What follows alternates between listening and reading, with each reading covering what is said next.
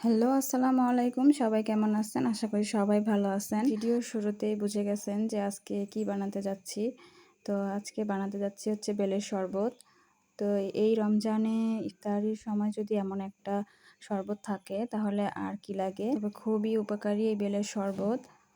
তো আমার কাছে তো খুবই ভালো লাগে। আপনাদের কাছে কেমন লাগে তো অবশ্যই কমেন্ট করে জানাবেন। একদম গাছ পাকা বেলগুলো। তো তারপরে হচ্ছে আমি বেলটাকে ফাটিয়ে একটু সামান্য পানি দিয়ে ভালো মতন কচলিয়ে তারপরে একটা ছাঁকনির মধ্যে করে বেলটাকে ছেঁকে নিছি। তারপরে হচ্ছে আপনাদের পছন্দ অনুযায়ী চিনিও দিতে পারেন। অনেকে গুড় দিয়ে পছন্দ করে।